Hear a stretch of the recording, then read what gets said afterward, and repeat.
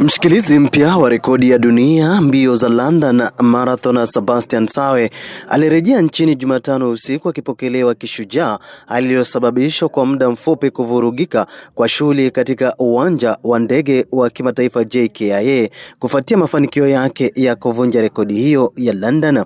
Mwanariadha huyo mwenye umri wa miaka 31 kutoka kijiji cha Ndonyongaria Mutota katika kaunti ya Nandi aliushangaza ulimwengu kwa kutumia muda wa saa 1 dakika 59.30 na kuwa binadamu wa kwanza kukimbia mbio za marathon chini ya saa 2 katika mashindano rasmi wakati wa London Marathon Jumapili hii.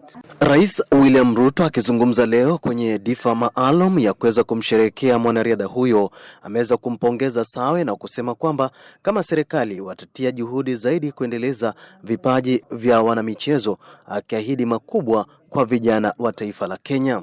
Our new marathon record holder Sebastian Sawe, karibu nyumbani. And from the bottom of my heart, on behalf of the nation, the people of Kenya, we want to say a very big congratulations. Moments such as this are exceedingly rare. They come perhaps once in a generation, sometimes only once in a lifetime. What our very own Sebastian Sawe achieved last weekend on the streets of London by running a marathon under 2 hours is not merely a sporting triumph. It is a defining moment in the history of human endurance. We are establishing constituency sports academies to identify and nurture talent early. These academies will give young people access to quality training, modern facilities, and clear pathways into professional sports.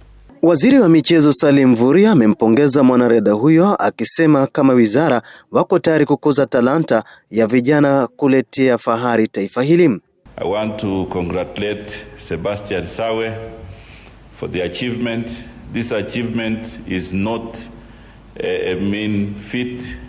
It is an achievement that has profiled our country, and we are all rallying behind Sebastian and all athletes who represent Kenya at the global stage. We will continue with implementing and investing in infrastructure so that we can have grassroots nurturing and development of talents across Kenya. Akizungumza alipowasili, Sawe aliyekuwa mtulivu lakini mwenye kujiamini alionyesha kuwa ana kiu ya mafanikio zaidi na kuyatolea heshima mafanikio yake kwa Wakenya wote waliomshangilia.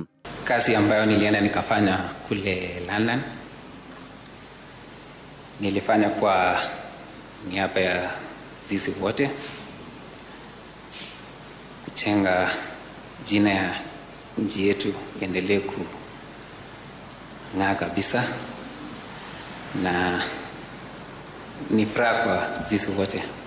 Sawa alipokelewa na maafisa wakuu wa serikalini wakiongozwa na waziri wa michezo Salim Mvurya, katibu mkuu Elijah Mwangi na rais wa shirikisho la riadha nchini Kenya Jackson Tuwei pamoja na familia yake, maafisa na mashabiki waliokuwa na shangwe katika uwanja huo. Hii leo Rais William Samoei Ruto ameweza kumtunuku Sawe shilingi milioni 8 kwa ufanisi huo wa mbio za London. Presented from the ministry, a clap for that as well.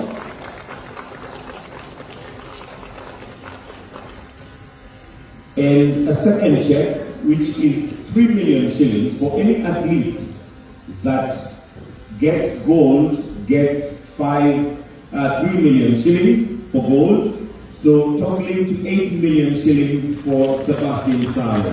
Nikiripotia kipenga cha Coco FM, mimi naitwa Kaka JP Junior kwa na mdabaso na nite John Paul na nimetoka Coco FM, ladha ya pwani.